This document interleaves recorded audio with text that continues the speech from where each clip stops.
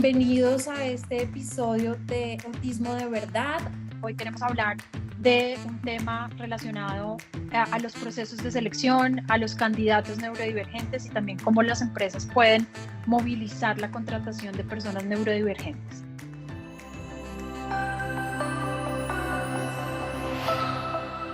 El autismo solo es una característica de la persona. Nunca definirá quién es realmente. Anónimo. Y para eso tengo dos invitados que son expertos en el tema, que son personas que se han enfocado y que han trabajado durante mucho tiempo alrededor de la diversidad y la inclusión en las diferentes empresas. Entonces voy a darle la palabra a Diana para que se presente y nos cuente un poco de lo que ella hace. Pues primero, Lina, mil gracias por dejarnos este espacio para comentar lo que hacemos, pero sobre todo creo que para generar ideas que ojalá puedan servir a otras compañías. Yo soy Diana Borges, soy colombiana y hace muchos años me moví a España y hoy dirijo la oficina de Specialisterne en Madrid. Specialisterne es una organización social que nació hace 20 años en Dinamarca, estamos en 26 países y está enfocada pues a la transformación de las compañías hacia la neurodivergencia, hacia el talento neurodivergente, por un lado ofreciendo oportunidades a las personas neurodivergentes para trabajar y por otro lado formando y acompañando a las compañías en ese proceso de maduración, así que encantada de estar. Y por otra parte tenemos a Ricardo. Ricardo también es una persona que se enfoca mucho en temas de diversidad, que creo que es un gran aliado para diferentes compañías para movilizar la aguja en esos términos. Entonces, Ricardo, dejo que te presentes. Gracias, Lina. Gracias por la invitación. Yo soy Ricardo Rivas. Yo soy director general de Hayes para Colombia y región. Yo soy brasileño.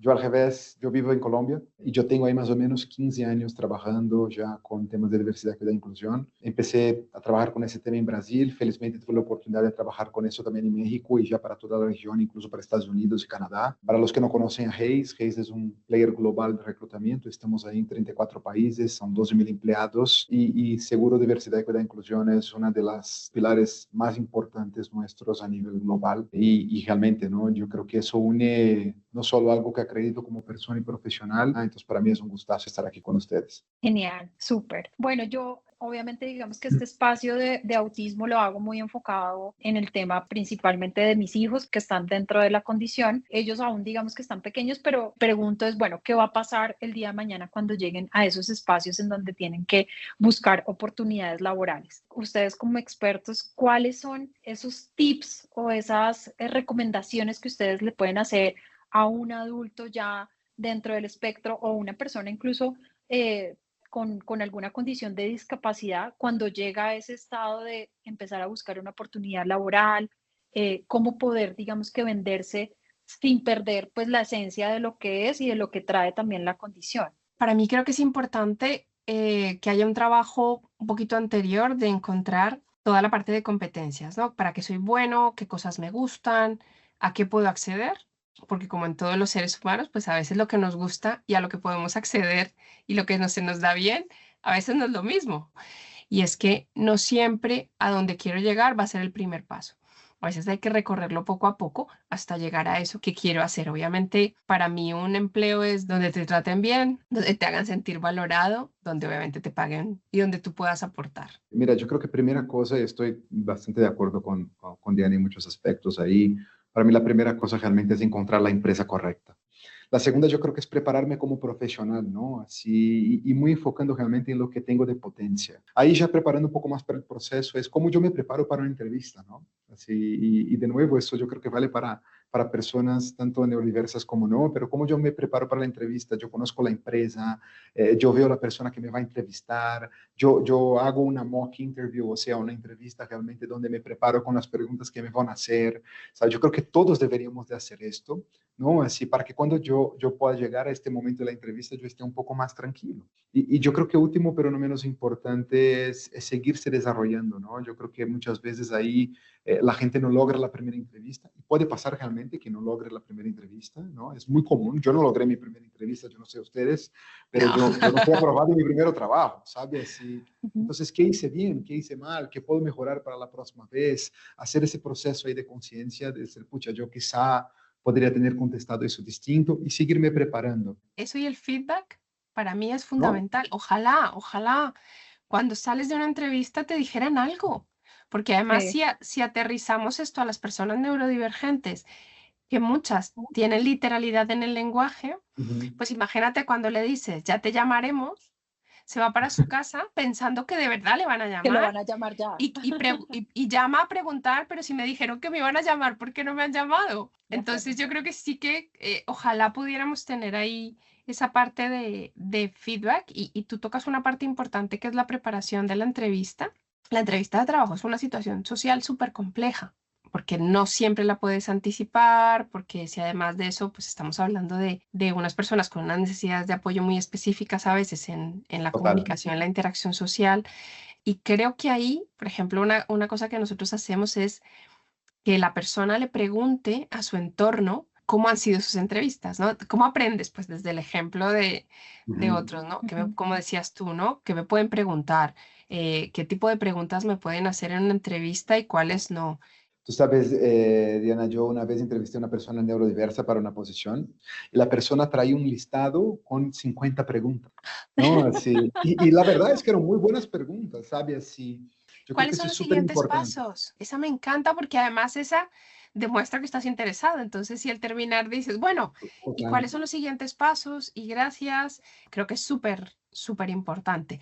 Algo que también es interesante a nivel del proceso de selección es entender que esa otra persona que te está entrevistando tiene poco tiempo para decidir algo. Yo llevo 25 años trabajando con personas autistas y trabajar en recursos humanos me parece la cosa más complicada del mundo. Entonces, cuando a veces no sale bien, también tener en cuenta que hay otros factores. Ahora sí que se habla de que una persona neurodivergente puede hacer una entrevista un poco diferente, pero hace 10 o 20 años, que tú fueras a una Ujú. entrevista de trabajo y no miraras a la cara, o fueras muy directo, o fueras demasiado honesto, directamente te descartaban, no te daban la oportunidad de explicar la parte técnica. Y ahí yo tengo una pregunta, y es algo que yo he visto en muchos foros, digamos que ya de personas adultas dentro del espectro, que dicen, debería de entrada decir, oiga, yo tengo este diagnóstico, soy así, o hay gente que dice, yo no tengo por qué, no quiero decirlo, no quiero sentirme etiquetado de alguna Etiquetado. forma. Entonces, ¿cuál es, dentro de la experiencia que ustedes han visto, cuál es como la opción más cómoda para que la persona diga, bueno, voy a hacer una entrevista, pero también quiero que vean con unos lentes diferentes de la literalidad y sea un poco más fácil de transitar ese proceso? ¿Qué creen ustedes que podría ser como esa, digamos, qué curso pues para una persona empezar una entrevista? Dina, yo creo que depende mucho primero del país, ¿no? Estamos hablando de realidades muy distintas aquí, ¿no? Así, España, Colombia, Brasil, ¿no? Yo creo que primero ahí realmente si la persona está aplicando para una posición, por ejemplo, ¿no? Que está enfocada en esto, lo debería decir. Hay países con ley de cotas o con ley, ¿no? Que empresas que tienen cotas también de contratación. Y ahí yo creo que la segunda parte de la respuesta es, depende también de cómo tú te sientes cómodo con esto, ¿no?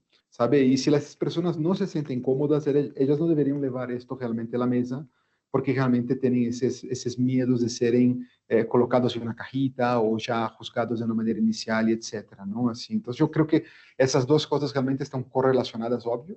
No hay ningún problema que tú digas, mira, yo soy una persona con espectro de Mm. autismo y yo sé que ustedes tienen incluso una política de inclusión muy fuerte y por eso estoy aplicando esta posición. No sé, Diana, tú Creo seguro que tienes mucho más a contribuir ahí. retomando un poco lo que dice Ricardo, que me encanta, es conocer muy bien a la empresa, te da información sobre cómo ve la diversidad de esa empresa. A ver, no quiere decir que sea una garantía, pero lo que sí que te da es más información sobre, oye, pues tienen un programa de diversidad. He visto que en las noticias han puesto que les interesa o que son Ujú. abiertos hacia la diversidad. Eso te da un poquito más de información y tranquilidad. Cuando tú comunicas un diagnóstico, hay un riesgo, que es lo que hablábamos, lo que hablaba Lina, de la etiquetación, de que te descarten ya por eso sin entrar un poco más allá. Sin embargo, ¿cuál es el riesgo? El riesgo está en que se queden como en lo superficial y no vean realmente tus competencias. Una estrategia que, por ejemplo, nosotros usamos con nuestros candidatos cuando vamos a buscar proyectos es cuando están muy nerviosos o nerviosas, que digan, discúlpame, es que estoy muy nervioso, ¿no? Y eso Ujú. automáticamente en el otro lo que genera es bajar un poquito y decir, vale, pues, no te preocupes, claro, todos nos ponemos nerviosos en las entrevistas. Sin embargo, si yo no digo nada y lo que ven en mí es una expresión de conducta que puede ser un poco más llamativa, pueden hacer otras asociaciones, ¿no? Pueden decir, pues esta persona no le interesa o mira que, no sé, qué acelerado está. Una cosa que hacen algunas compañías que a mí me parece como el futuro es que, o sea, cuando te van a citar a una entrevista, te preguntan si necesitas algún tipo de adaptación. Entonces, ¿qué tipo de adaptaciones puedes poner? Imagínate que eres usuario de silla de ruedas, pues ahí sí que puedes poner, pues, soy usuario de silla de ruedas para que el sitio donde te vayan a entrevistar esté adaptado. Entonces, me parece que el anticiparlo ya te da mucha información de lo que la compañía puede hacer, ¿no?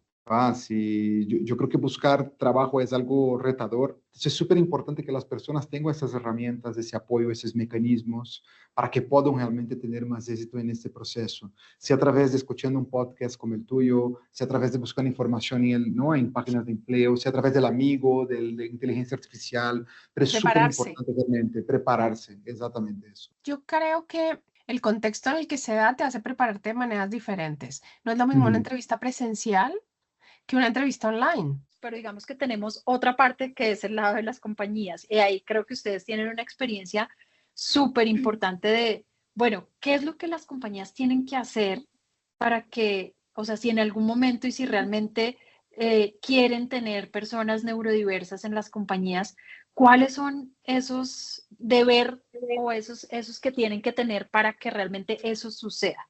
Las compañías y las organizaciones tienen un proceso de madurez y no todas están pues en el mismo punto, que eso no quiere decir que no haya que Ujú. lleguemos a ese punto, ¿vale? Hay que llegar. Entonces creo que sí que tiene que haber una transformación. Yo soy una convencida que un colectivo que no trabaja no es visible. Pensemos en mujeres, pensemos en el colectivo LGTB, pensemos en los inmigrantes, pensemos en cualquier otro tipo de diversidad.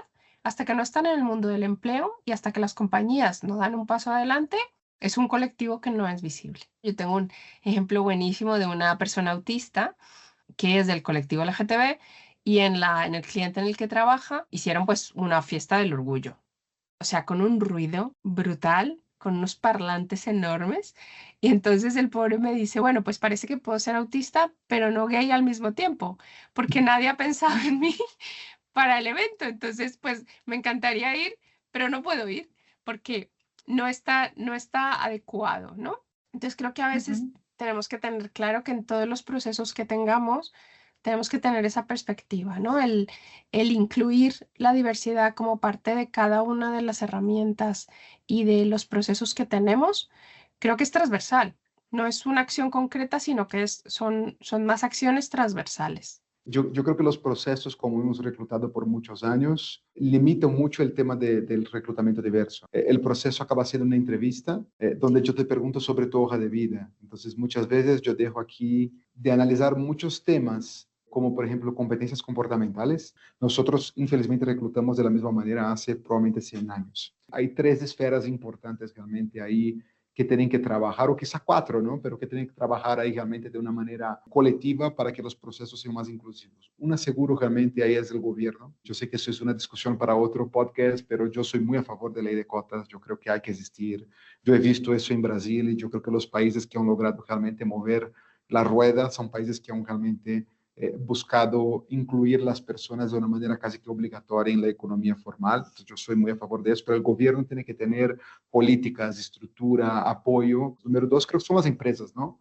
La empresa también tiene que pelear por eso, tiene que querer eso, tiene que creer que eso realmente es importante, pero creo que la empresa tiene que querer, eso es importante, ¿no? Así, yo creo que Ujú. hay veces que yo escucho aquí, ya hablamos de eso con Diana en el pasado, pero yo escucho algunas veces, yo quiero una persona con discapacidad, pero que sea leve, o yo quiero una persona con Sí, tal discapacidad, y claro, eso realmente es cuánto está la empresa abierta a claro. contratar una persona neurodiversa, una persona con discapacidad, etc. Yo creo que el tercero realmente ahí son los propios empleados, ¿no? Nosotros realmente como empleados tenemos que decir, yo quiero trabajar en una empresa diversa, yo valoro eso. ¿Sabes? Si me oferta una empresa diversa y una empresa que no aposta en la diversidad, y si me pagan incluso más de esta segunda empresa que no aposta en la diversidad, yo no me voy. Por último, creo que como sociedad, nosotros tenemos realmente que buscar eso, ¿no? Como consumidores, como clientes, pucha, yo quiero trabajar con una empresa diversa y yo conto aquí un case rápido, me extendí mi respuesta, pero de nuevo, yo creo que esa es una tesis de maestrado, de doctorado incluso. Entonces, yo creo que realmente cuando hay una persona que tiene una neurodiversidad o que tiene una discapacidad, cuando bien enfocada, ella se torna una potencia y hace algo que probablemente una persona sin la neurodiversidad nunca lo lograría hacer. ¿Y sabes qué agregaría a lo que has dicho, Ricardo? Los ERGs, los Employee Resource Group o los Affinity Ujú. Groups potencian muchísimo la diversidad. Creo que avanzan casi que a veces más rápido que las políticas, porque son los propios empleados los que empiezan a movilizar la información. Entonces, para mí un best practice para las compañías es tener un ERG o un Affinity Group o, bueno, tiene muchos nombres, pero un grupo de empleados que puedan potenciarlo y que den voz dentro de la misma compañía, ya sea porque es alguien cercano, porque ellos mismos tienen una condición, pero creo que eso Ujú. internamente tiene que empezar como a generar ahí un caldo de cultivo para las experiencias. Y otra best practice que para mí es importante son los datos, ¿no? Pero es que estadísticamente ese talento también le tengo ya. Si ya hay personas dentro de mi compañía, es súper interesante poder tener datos sobre qué está pasando, ¿no? ¿Qué está pasando al interior? Creo que la preocupación por la diversidad tiene que ser, como decías tú, desde todos los ejes externos, pero también desde el interior es qué está pasando con nuestros propios empleados. Trabajé en un proyecto de consultoría con una organización muy grande. Ellos lo que querían era, antes de abrir líneas de reclutamiento específicos, ver qué estaba pasando. Pues se dieron cuenta que tenían mucha gente dentro de la neurodivergencia, pero que esas personas tenían menos crecimiento en la compañía, estaban en roles más específicos, con poco margen de expansión, o que cuando se iban, ellos no lograban entender por qué se estaban yendo. Entonces, creo que esos datos sí que te permiten que la conversación a nivel interno sea, oye, vamos a hablar del bienestar de nuestros empleados. ¿Cómo hago que esas personas que yo quiero que trabajen conmigo, al final terminen trabajando conmigo? Si tú tienes una empresa o trabajas en una empresa de más de 100 empleados, hay una chance enorme de que tengas ya una persona neurodiversa Claro. o una persona con Mm. discapacidad dentro de tu organización y muchas veces tú no sabes. Mirar hacia adentro es importante. Y yo creo que otra cosa realmente ahí que nosotros no hemos dicho, pero que todas casi las empresas también con más de 100 empleados hacen, ¿no? Una investigación anual para saber que los empleados les gusta de la compañía, si están ahí enamorados La o no. satisfacción. Y si realmente la diversidad es algo importante para ti, escribe, yo creo que mi empresa es poco diversa. En algún momento las empresas van a empezar a mirar también hacia adentro y decir, pucha, es verdad. ¿Sabe? De mis 100 empleados, 90 me están Sí. diciendo que la empresa es poco diversa en su cuadro de líderes, en la corporación. Yo tengo que mirar eso, porque lleva ya 2 años que ese es el número uno de los puntos realmente que salen en la investigación de clima. Bueno, en la compañía donde yo trabajo, hace unos años, cuando empezamos una alianza para traer personas con discapacidad cognitiva a la compañía, hacer, digamos que una pasantía en tu área, déjame saber si te interesaría. Y había líderes que me decían, no, te No te juro han que dicho no ni puedo, la no. tarea, claro, no te han dicho ni la tarea y ya es, no lo va a Y poder ya hacer entraba a mí. este, no. Yo creo que ahí tocas un punto importante que es el desconocimiento. ¿Ustedes creen que el autismo anticipa? No, el autismo no anticipa, el autismo no le dice a la familia, perdona, ¿te viene bien que tengas un hijo autista en este momento? No. Vale, la formación ayuda mucho, las experiencias positivas ayudan mucho, el traer ejemplos, ¿no? Porque a veces las compañías, dependiendo de qué tan innovadoras son, a algunas les gusta ser como yo quiero ser el primero y otras que son más clásicas y te dicen, uy, pero esto quién más lo está haciendo. Y creo que tiene que ver con el futuro del talento. Las compañías que ya tienen formación, las compañías que ya se han preparado, seguramente van a estar mucho más abiertas y se van a enganchar mucho más rápido al hiding talent, ¿no? Al talento oculto.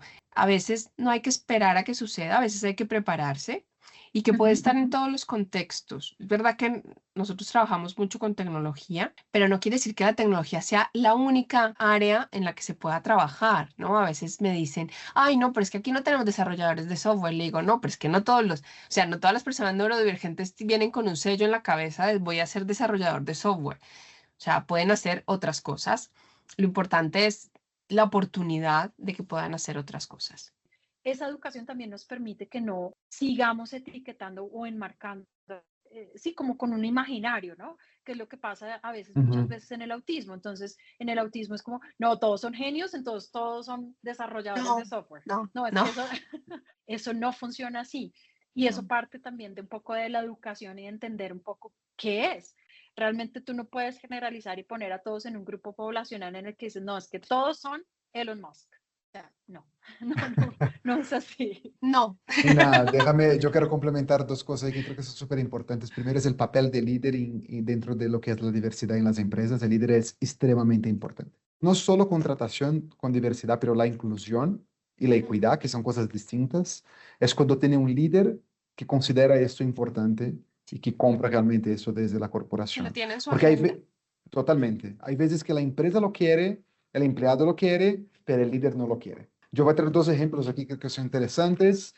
Uno fue realmente con una empresa de tecnología que llegó ahí a nosotros, dijo, mira, yo quiero contratar 100 personas con autismo, pero que sean genios y que hablen inglés y que sepan de tecnología. En Colombia, yo decía, mira, no hay. Genios puede ser los 100, pero que sepan de tecnología y que hablen inglés, no hay. Quizá hay 5, 7, ¿no? Así, pero no hay 100.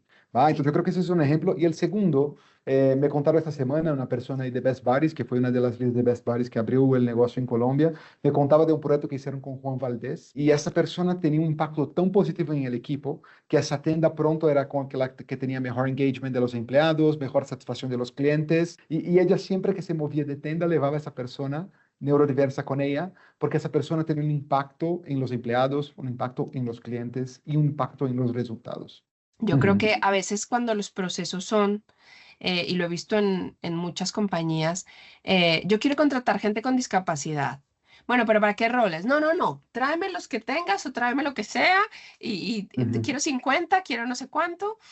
Es muy difícil que todo encaje, ¿no? Porque hay muchas variables en juego. Entonces, cuando acompañamos un poquito más a las compañías, cuando les damos herramientas de liderazgo, cuando les damos herramientas de coaching, cuando les damos herramientas de mentoring, Total. va encajando. Y eso es un proceso como de crecimiento. Por eso decía lo del modelo de madurez, ¿no? O sea, no todas las compañías están en el mismo lugar, pero es un proceso de crecimiento. Y luego hay una cosa que a veces hacemos que es, hacemos, digo, en general la sociedad, que me parece súper injusta, y es que a veces pareciera que las personas neurodivergentes tienen que ser mejores que todo el mundo para tener derecho a trabajar. Y luego aprender a diferenciar en los perfiles lo deseado y lo que necesito. Entonces, si mis requerimientos son lo que yo desearía tener y no lo que necesito, pues seguramente la posibilidad de que la diversidad entre en mi compañía va a ser menos, ¿no? Si yo siempre pido que tengan más de 5 años de experiencia, pues un perfil junior no se va a presentar y ese perfil junior a lo mejor puede aportar otras cosas. No solamente en el entorno, o sea, cómo digamos que esta persona influye positivamente a que el equipo, digamos que tenga maneras de comunicarse diferente, porque empieza a entender un poco ese estilo de pensamiento que tiene la persona y configurar el tema de una manera diferente. Yo recuerdo cuando la persona llegó a la organización, era una persona completamente retraída, que venía de un mundo que probablemente le ha puesto miles de límites, que lo ha discriminado muchas veces y que hoy Sí. en día lo veo completamente diferente. O sea, él es una persona, o sea, el trabajo realmente dignifica, o sea, dignifica como persona. Si hacemos cuentas, somos adultos, una parte importantísima de nuestra vida. O sea, en años pasamos más tiempo trabajando que siendo niños o Total. o estando jubilados. Así que creo que el foco en el empleo y en cómo ayudar a las compañías y cómo potenciar el que la diversidad, como decía Ricardo, esté en la agenda. Entonces, Yo- eso hay que invertirle. Siempre me preocupa cuando la gente me dice, no, es que yo voy a abrir esa posición para personas con diversidad y para personas sin diversidad. Yo digo, primero, esa gente ya no compite en la misma liga muchas veces, porque como ustedes mismos decían, qué difícil es para una persona con autismo tener escuela en Latinoamérica, Ujú. Imposible, ¿no? sí. Entonces nosotros limitamos mucho realmente como sociedad también el acceso a educación, especialización, y ahí vamos a buscar eso realmente después en el mercado laboral, para decir, no, pero yo voy a compitan los dos en las mismas condiciones cuando nunca tuvieron las mismas No. condiciones. Una de las principales preocupaciones de los líderes de HR hoy, acabamos de coger una investigación en Latinoamérica con 16.000 líderes, y el top 3, incluso realmente el top 1 de HR es perder talento para el mercado, turnover, ¿no? Empresas que tienen diversidad, equidad e inclusión en su agenda como una prioridad y tienen equipos diversos tienen 50% menos turnover.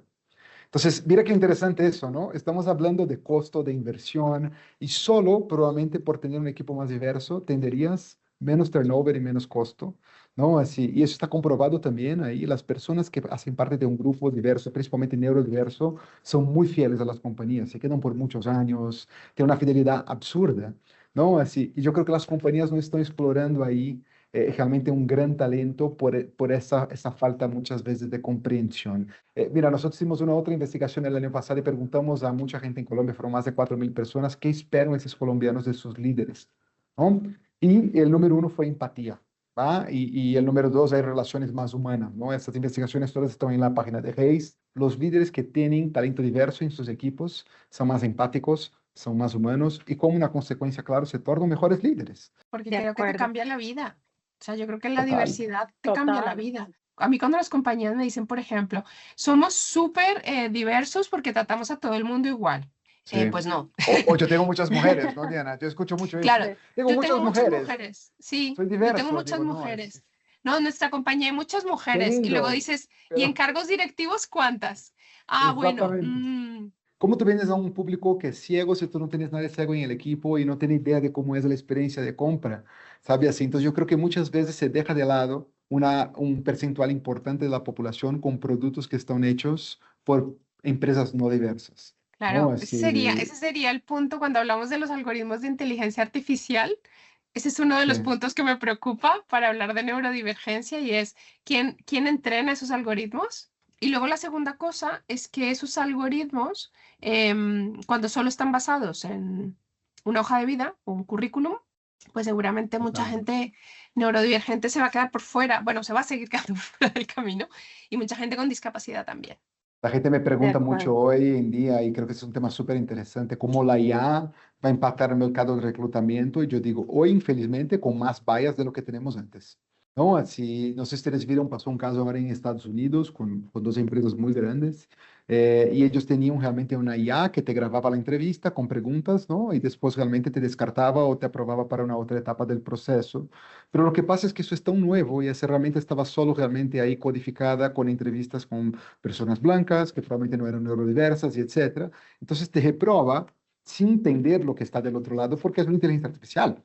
Súper, pues Mm. bueno, para ir cerrando un poco la conversación, porque yo sé que aquí nos podemos quedar todo el día hablando de todo, yo por lo menos me llevo unos aprendizajes y creo que incluso aplican para los dos, o sea, tanto para el candidato neurodivergente como para la empresa que quiere tener estas iniciativas de diversidad o de contratar talento diverso. Creo que siempre el primero sería esa preparación en términos de conocer, de educarse, de entender. Creo que esa preparación aplica para los dos. Creo que el segundo que ustedes decían es la transparencia y funciona en doble vía. La transparencia, digamos que de las empresas, incluso hasta para decir, oiga, no estamos preparados, no tenemos las herramientas, pero tenemos la Pero vamos a disposición buscarlas.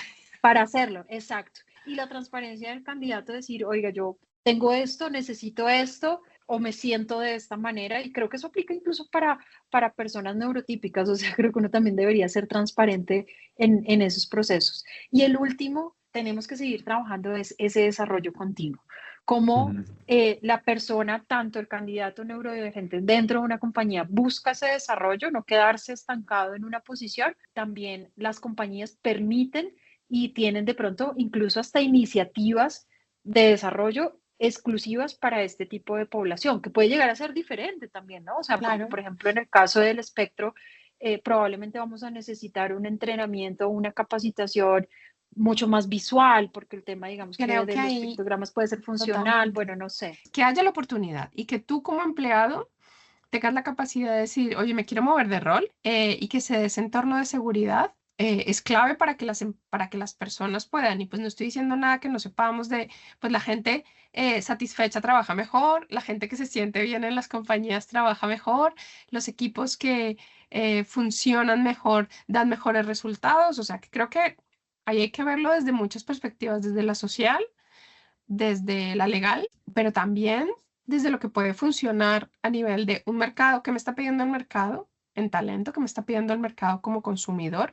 Así que creo que es como la apuesta hacia el futuro del talento. De acuerdo. Y creo que lo último que yo me llevo es ese miedo, ¿no? Quitarnos ese miedo de parte y parte, el miedo de pronto que puede tener la persona neurodivergente al entrar a un entorno laboral. Y por el otro lado, digamos que el miedo de las empresas aceptar y a ser abiertas y a también incluso a decir, oiga, no tenemos ni idea cómo hacer esto, pero tenemos la disposición. Creo que esa también es algo que nosotros tenemos que empezar a romper. Sí, yo creo que el miedo hace parte del ser humano. Es imposible quitarlo. Si el líder va a sentir miedo, ahora yo creo mucho en herramientas, ¿no? Si tenemos las herramientas desde el punto de vista de capacitación, de aprendizaje, las herramientas de liderazgo, las herramientas de un proceso de selección, ahí sí yo creo que se supera el miedo, porque el miedo solo se supera cuando lo vives, ¿no? Pero yo creo que las herramientas te lo permiten vivir bien. Súper. Bueno, no, muchas gracias a ustedes por la conversación. No sé si quieran de pronto contar sus redes sociales para las personas que nos escuchen y que quieran seguirlos o que quieran conocer un poco más de las iniciativas que tienen en cada una de las compañías. Pues en mi caso en LinkedIn es Diana Borges Ballesteros. No, yo estoy como Ricardo Ribas. Si ustedes buscan Ricardo Ribas con B de Brasil y Hayes, me van a encontrar en las redes de Hayes y en las páginas locales de Hayes. Hay mucho contenido, incluso mucho contenido sobre diversidad y inclusión. Siempre recomiendo que la gente lo lea. De nuevo, yo creo que esas son las herramientas que como líderes y empresas tenemos que buscar, ¿no? Ahí puedo compartir lo que sé y Diana lo que sabe y tú generar que sabe redes. mucho y generar redes. Exactamente. Y cuando generas redes, conectas con esa gente y también te permite mejorar tus herramientas, ¿no? Oye, encontré esto, mira esto. O sea, que creo que generar redes en los que creemos que las compañías pueden ser distintas es maravilloso. Vale, muchas gracias por este espacio y bueno, gracias por esta conversación tan enriquecedora. A ti. Gracias. A los Un dos. gustazo. Chao Diana, chao Lina. Síguenos en Instagram y Facebook como Autismo de Verdad y envía tus dudas, sugerencias y comentarios a autismodeverdad@gmail.com. Autismo de Verdad, un podcast original de Edwin Benavides y Lina Leaño.